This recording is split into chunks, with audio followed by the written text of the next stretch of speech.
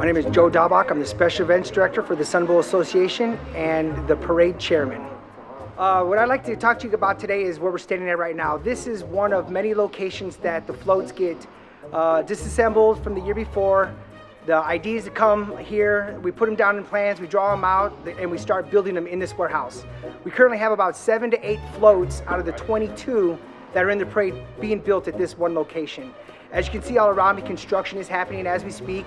This is something that takes several months. Some float builders start 3 months out and then just worked all the way down to pre-parade night to finish up right before the parade starts at 10 a.m. on Thanksgiving.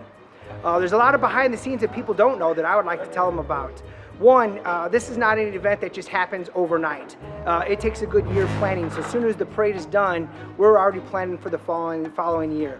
We're looking at things we can improve on. We're looking at things that went great. We're looking at things, getting feedback from volunteers, people from the parade routes. What would you like to see in the parade next year? So we're already looking forward to the next year.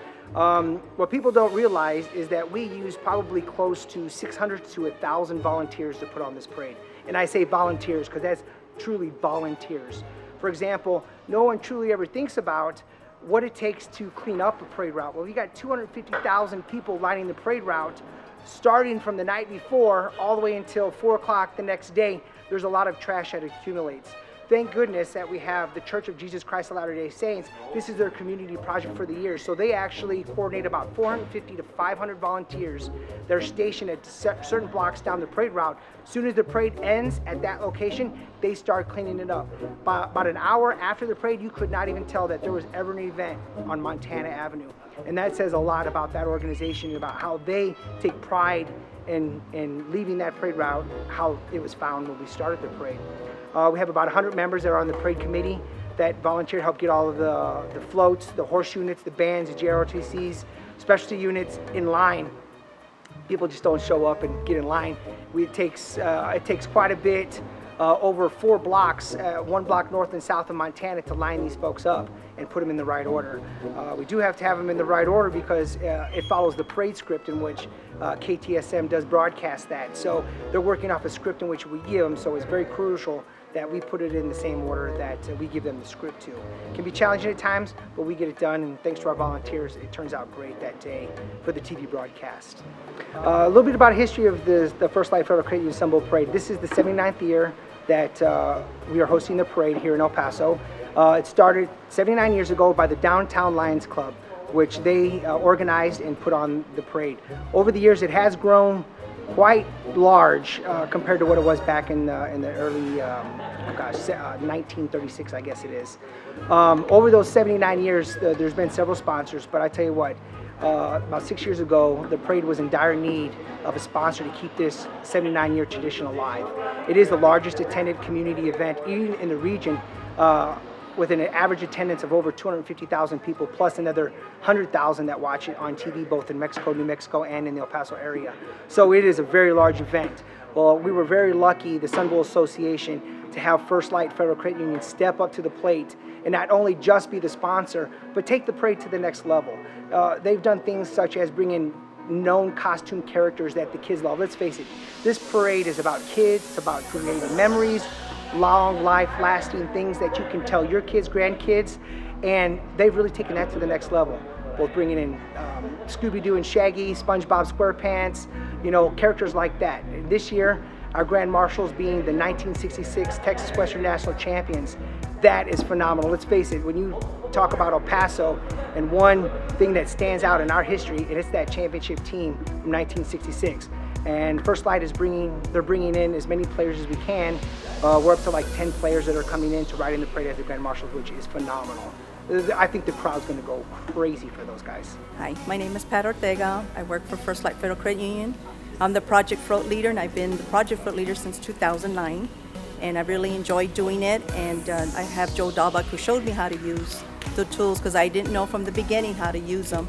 So with his help, I learned how to use a circular saw, jigsaw, other power tools. So I'm very grateful. And our theme for this year is called Extraordinary Inventions for our float for 2015. And what I do is I get with Natalia and Pepe. They drop the sketches for me what to do.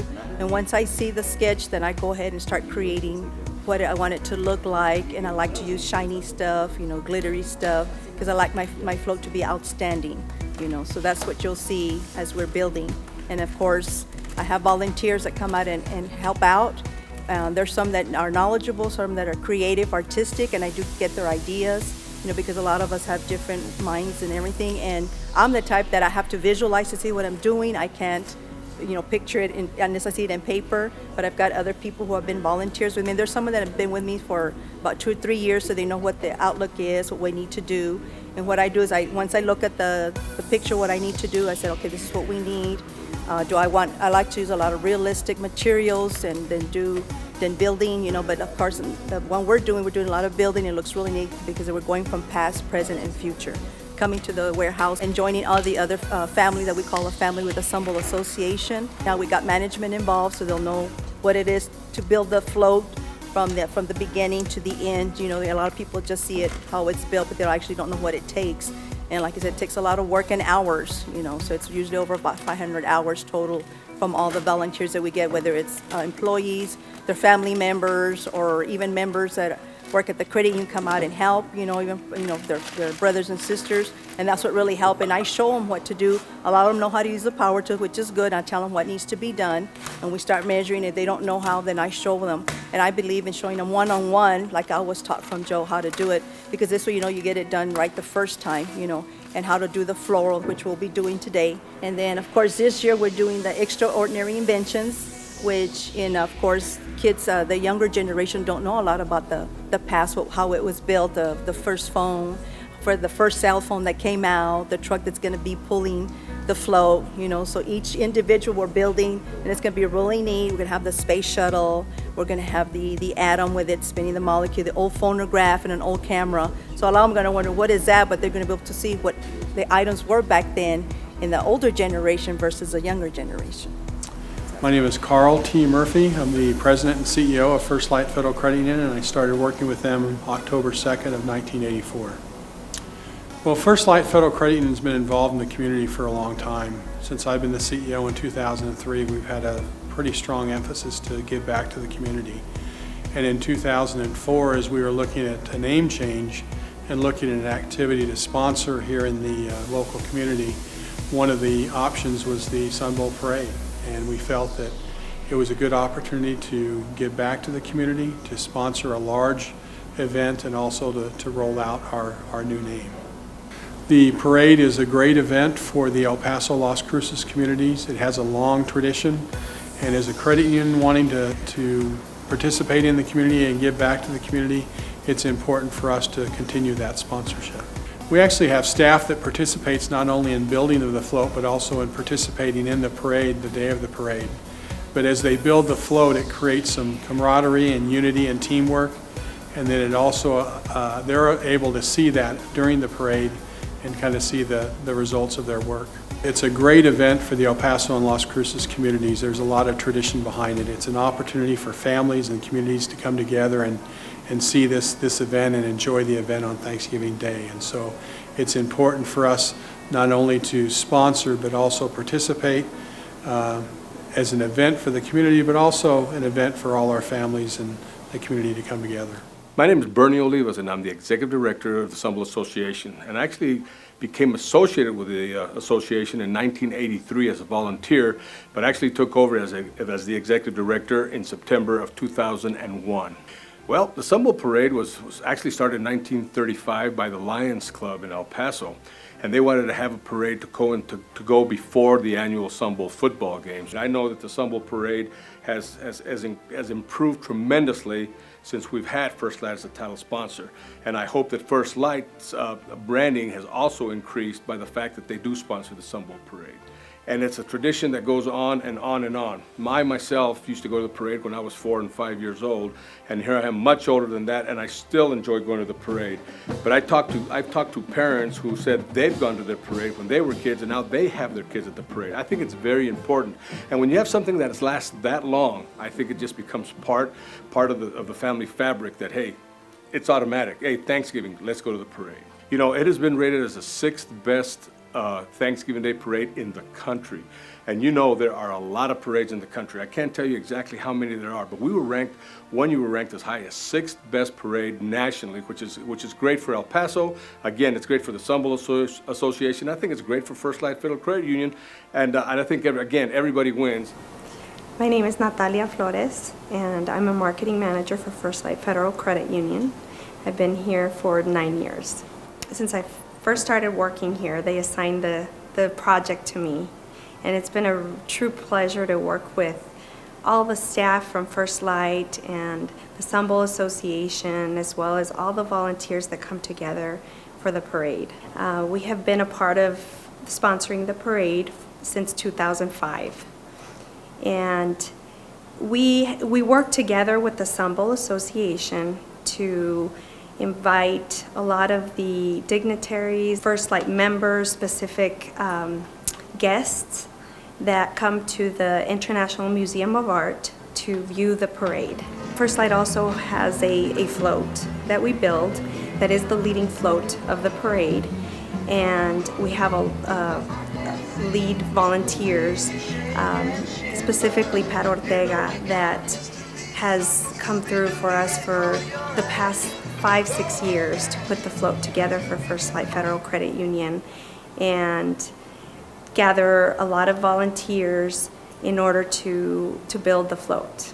The Sunbelt staff comes up with the annual theme for the parade, and this year it's going to be Extraordinary Inventions. Our float is going to feature a lot of inventions that have been created in the past, and also feature some of the costumes that are going to be, our employees are going to dress up as famous inventors.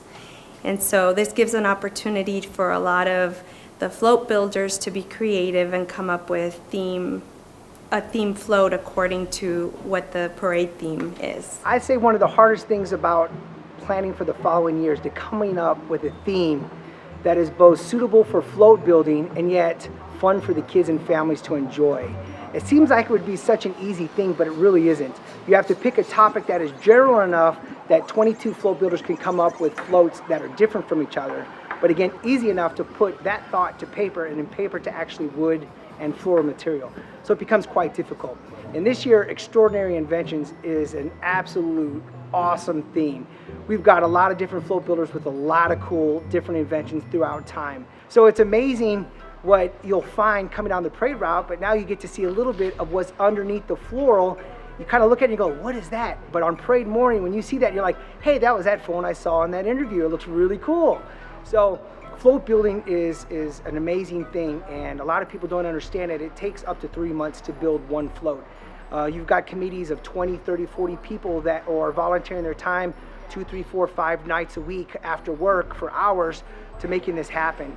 It just doesn't happen over a weekend. A lot of people, a lot of new float builders, you know, they have a mentality of the homecoming floats, the 4th of July floats, but we try to separate this float building with all those other parades and really take it to the next level. Yeah, we're no Rose Bowl, but you know what? We're not far off with giving the creativity and the limited budgets a lot of these companies and nonprofit groups have. And that's another thing. A lot of businesses call me, hey, how can we get in the parade? How can we do a car?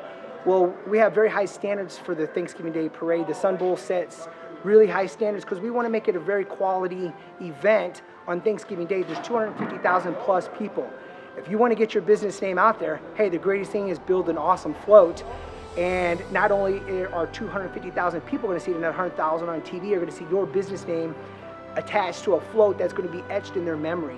So that's one way a lot of businesses start, by getting their employees involved. It's a good team building activity for their employees to build a float, and not only do they get the recognition, but it also builds great camaraderie for their employees. I'm Jim Lawrence. I am chairman of the First Light Federal Credit Union Sun Bowl Parade.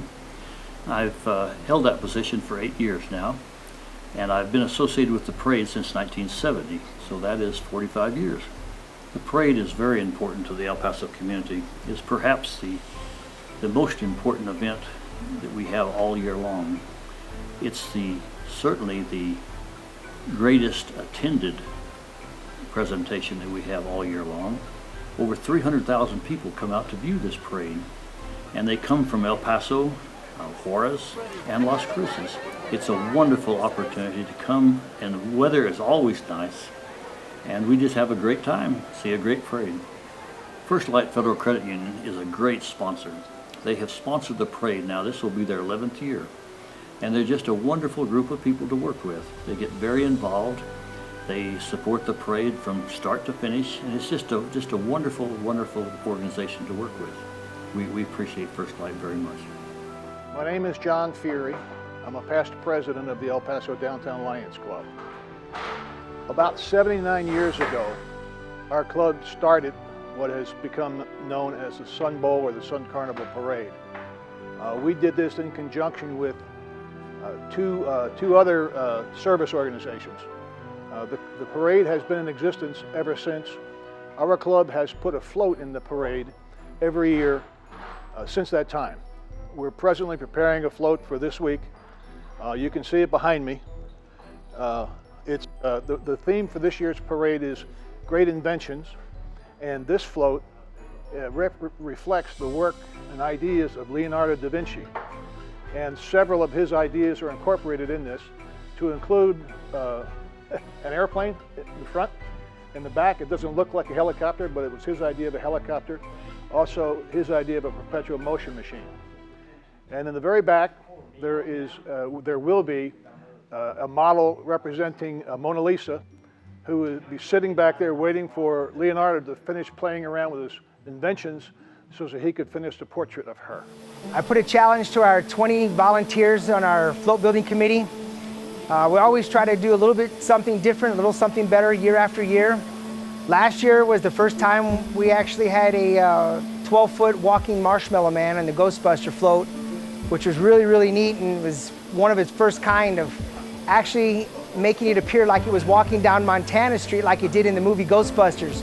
So we got the committee together and we said, okay guys, how can we top a 12-foot walking marshmallow man? Well, we were kicking around some ideas, and we came up with the evolution of flight, which went with the extraordinary inventions. It's like, okay, so how can we make the extraordinary inventions of the evolution of flight top a 12-foot walking marshmallow? Well, we put some pencil to the paper and some imagination, and we came up with 2 flying airplanes and a spaceship. And then it's like, all right, now we got the idea, so how are we going to make this happen? Well, the first thing we did is everybody got on the internet and pulled up some pictures of different airplanes and concepts and ideas of what they thought we should make the float look like. And we came up with a 3-part float, which totals about 122 feet long. Quite amazing. It's almost, half a football field. So we get on the internet and we look up some plans and some blueprints of the Kitty Hawk, which is going to lead off this 122-foot float. So we found some excellent blueprints. I think we got off the Smithsonian Institute website about how the Wright brothers actually built this airplane. And we were able to get a scale-sized blueprint of every single angle and dimension and piece that was built. So what we did is what we could actually build to fit down the parade route. Come to find out, about half size. So we decided we're going to build a half-size Kitty Hawk. Then we started scratching our head and we're like, okay, now we have an idea. Now how do we start and build this? Of course, they did it out of wood and they had all different kinds of materials. Of course, when we're building floats, you have to think about weight, you have to think about durability, you have to think about easy and cost of putting this together. So a couple committee members and myself, we looked at it and you know what? I think galvanized electrical tubing for conduit, that PVC muslin fabric, which they actually used in 1903 to build this airplane, and small hot rolled round steel.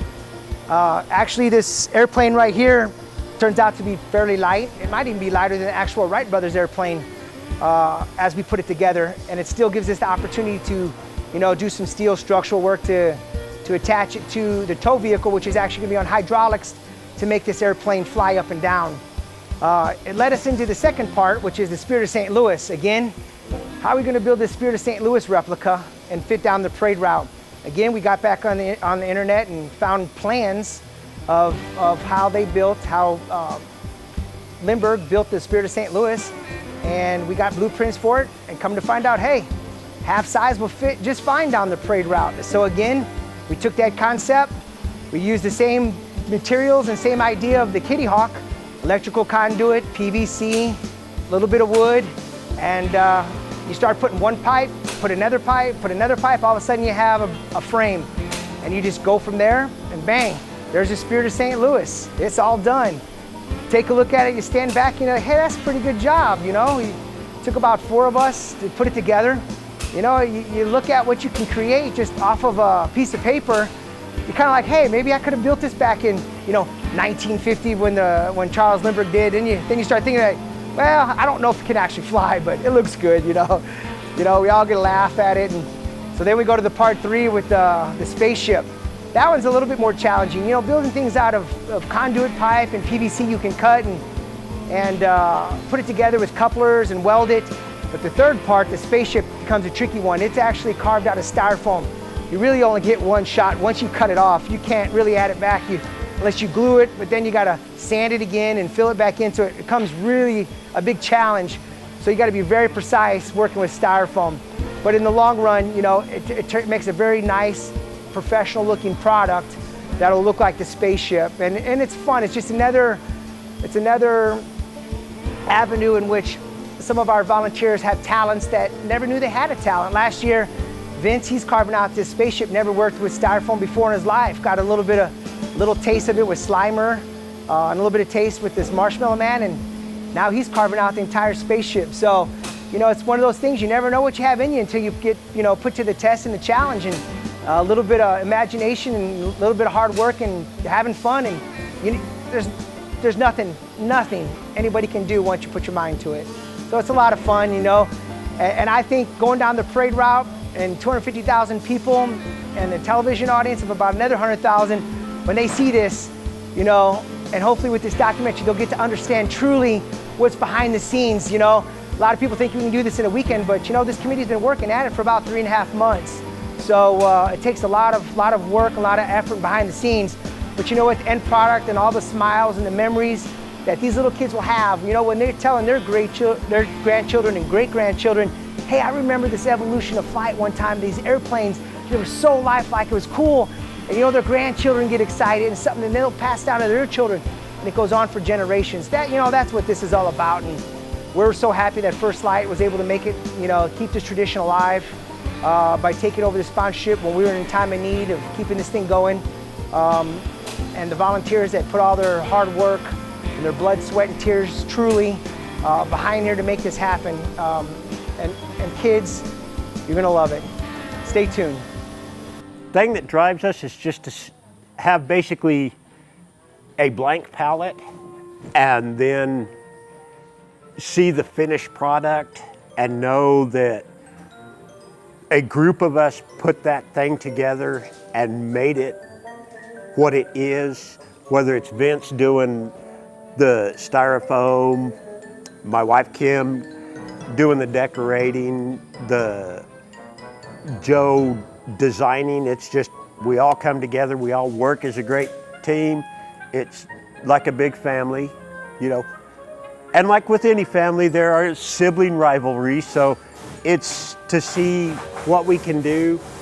And then another thing is, we want to take it to the next step. We went one step last year, now we want to take it another step higher. So we try to do that every year, is try to make it something that's enjoyable. You know, there's a lot of work involved in it, but when you see the kids smile, you know, as they're pointing and looking and going, oh, look, Mom, that makes it all worthwhile. Couldn't ask for a better bunch of people to volunteer with. It's just the Sun Bowl Association's like one big happy family. Pat with First Light, you know, we'll all, you know, she needs some help. Everybody's here to help everybody. The best thing about this, first of all, you can make mistakes and it's no biggie deal. There's a way to fix them. So it's a very non-stress.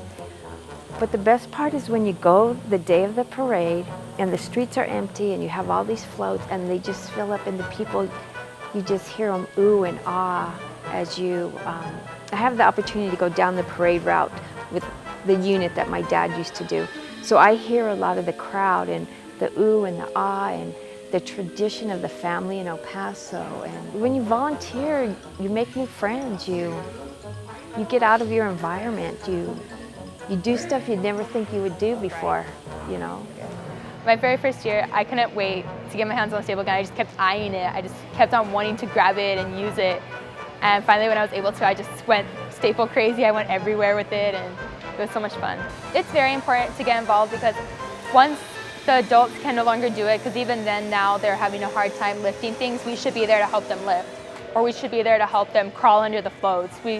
We're there to help them whenever they need us. And with more people coming out, we need more youth. Because once they're all gone, there's nobody to pass it down to. And that's what we need the most, our teenagers. Well, without First Light being our sponsor here, we wouldn't have a parade float. So first of all, I would like to thank First Light for sponsoring our parade so all of El Paso can see it and them coming out here and volunteering. It's wonderful. We've seen new, different volunteers, repeat volunteers every year, every day, and it's a wonderful thing. Without them, you know, sponsoring our parade, the city of El Paso would not have this wonderful parade on the morning of Thanksgiving to come down and share with their family and friends. If the parade was status quo or remaining the same or just something that happens every year would be one thing. But I think if you ask anybody, and not just the Sun Bowl Association or First Light or the people that build the floats, I think they'll tell you that the parade is getting better and better and better. And a lot of that goes, with our chairman, our special events director Joe Dabach, our chairman Jim Lawrence, and all of us. We want to make it better and better and better, and I think that's important. I think if the parade was just stagnant, then it might not be so important. But because it's getting better, it's something that the city can be proud of, and I think it's something that all the citizens can brag about to everybody. Not every big city has parades, and not every big city has a Thanksgiving Day parade. So I think it's important for us to continue this for the benefit of our city and our citizens. There's always challenges, and they always get together and they huddle and say, how are we going to do this? There's always figure out a way to do it. There's a challenge in getting enough bands and a lot of participants, mainly because of the costs of some of these people to come in. But at the end of the day, every parade we get between 80 and 110 units, and that is a large parade. And I think the challenges that we get at the beginning are worth it at the end. And I don't think we've ever had a challenge that we haven't been able to meet or rectify. So yeah, there's challenges, but there's nothing that can't be worked out. Ever since we got First Light as a title sponsor, I think they have put in as much work into this parade as the Sun Bowl Association. And I said before, it's a great marriage. And this parade has gotten better and better and better thanks to the support that we get as a Sun Bowl Association that we get from First Light Federal Credit Union. Well, I think that teamwork is very important. I think that it's an opportunity for a lot of people or a group of people to come together to accomplish a task or a goal. It really brings people together to really stand out and do something great. Of course, with the help of the Sun Bowl and other volunteers, this is all part of a teamwork effort to just show up on Thanksgiving Day and have this great event to be featured in El Paso for the El Paso Las Cruces community. And I think that the more people that participate in this, the more they take ownership of it. And hey, this is our parade, this is our float. And rather than just going out to see it and sit there and, hey, it's a great parade, when people participate and they do something, they kind of take a little ownership, they take a little bit more pride in that parade itself. And I think that again makes the parade better and better every year. So it's important for the community to go out there, and we have tremendous volunteers, a lot of volunteers, 400 to 600 volunteers to come out and help us put this together. And that's a big task. And I think anybody who volunteers and gives up some time, whether it's 2 hours or 200 hours, I think that they take ownership of it and they want to make sure that this parade is great.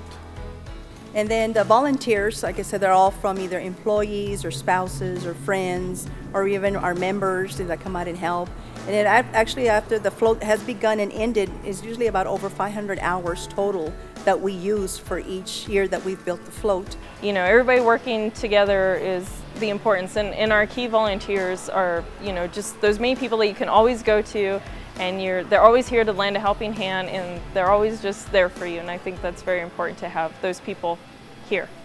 To be a volunteer And you say, well, I don't have the skills enough to be that volunteer to help them. But they'll teach you, you'll learn, you'll grow. But when you see this float go down, or any float that you work on, when you see it go down the strip, and you see people cheering it on, and you're looking at what the volunteers at the Sun Bowl Parade did, it's accomplishable. You can do it. Anyone can do it.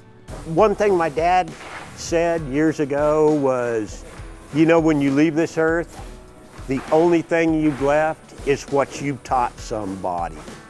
And so if volunteering, if somebody wants to learn something that doesn't know how to do it, it is, you know, self-gratifying to do it. Community service hours, I think it's good for kids to have to earn it, because then that teaches them down the road to do volunteer work. We come together to make this amazing event for the kids, not just for us. We don't come here just to do it for fun. We do it because we want to see those children happy on Thanksgiving Day. The importance of future generations getting involved with the volunteering and the building of the floats, I think, is very important, because we have age ranges, you know, from your upper 70s down all the way to, I think they want to say 8 years old. My daughter comes out plenty of times, and, you know, she's 11 years old, so if we've been doing this for 7 years, you do the math. She's been out here for a while, and I mean, they learn how to screw things, they can drill. I mean, she sawed and stuff. We've been around her with this welding, and so she's not an average girly girl. And a lot of them, we have, you know, wonderful teenagers that come out, and they're out here, they do their athletics at school, they do their schoolwork, and then they still come out here and spend hours volunteering. And it's a big help. You know, they may not always be the most, you know, laborious job out here that we have, but without them being able to staple things or screw or go to hand us things and stuff, we couldn't do that. So without those volunteers of the youth coming in and learning this, you know, down future years, 10, 15 years, we need those youth to come out and continue this that we've taught them as parents or as elders and everything. So it's a wonderful thing to see all the different generations. You learn the old school, the new school, you see how somebody, you know, has a little more creative mind, and then you blend it in with the different generations, and I think it's a very important thing for our youth to learn, as well as the older generations. And when you work this many hours, 2,000 volunteer hours for 3 months, you spend a lot of time with these people, and you get to know their family, you get to know things about their lives, they get to know about you, and it's so much more than just showing up and building. It's something we look forward to. We eat dinner together, we eat lunch together. I mean, most of the time we spend more time with each other over these 3 months than we do with our own family sometimes, if they don't get to come out here and volunteer with us all. So, you know, it's more than a project. It's a family cohesion that you just can't replace. It's special. Thanksgiving's a great time for us all to think about the things that we're thankful for, including our families. With all the turmoil in the world and everything else, it's important for us to be here together as a community and come together as a community and family. From the bottom of my heart, I'd like to thank all the volunteers that have come together to put this parade on. Whether you're from the Sun Bowl Association, First Light Federal Credit Union, community volunteers, thank you so much, because we wouldn't have been able to do this without you. Happy Thanksgiving. Happy Thanksgiving, everybody. Thanks to the hundreds and hundreds of volunteers that I've met over my 13 years, and I'm sure the hundreds of more that I'll meet over the next 13 years. And please, always think about it. We are one family. We're all El Pasoans enjoying this event. Thank you, First Light Federal Credit Union, for making this happen. Thank you, everybody, for volunteering. Thank you, everybody, for coming out to this wonderful event. Happy Thanksgiving. I want to wish everybody a happy Thanksgiving, and may the Lord bless everybody, you and your families, and then never forget to, you know, without the Lord, we wouldn't be here, and to thank Him every day and for the blessings that everybody has, and just wishing everybody a happy Thanksgiving, happy holidays from me and from First Light Credit Union. This is a great civic activity, and perhaps the most important activity this city has to offer. Well, thank you very much, and again, happy Thanksgiving. On behalf of the Sun Bowl Association and First Light Federal Credit Union, I'd like to thank everybody who had anything to do with this parade. From the guys who pick up trash to the guys that are sitting on top of floats, 2 stories high, nailing everything, from the Sun Bowl staff to the staff over at First Light Federal Credit Union. They themselves are out there building floats, as the Sun Bowl staff is.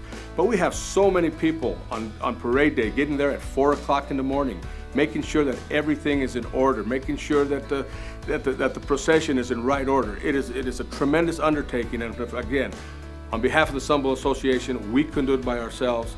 First Light couldn't do it by themselves, but we want to thank everybody who has anything to do, and I'd like to wish everybody a very happy Thanksgiving. From First Light Federal Credit Union, our board of directors and volunteers, our staff and management, we'd like to express gratitude to each and every one of you for attending the Thanksgiving Day Parade. We encourage you to enjoy this opportunity, but also to enjoy this time with family and friends and community as you consider the many things that you're grateful for. This Thanksgiving, we would like to encourage everyone to post pictures, videos of what you're thankful for. And so definitely share that on social media with the hashtag First Light Gives Thanks.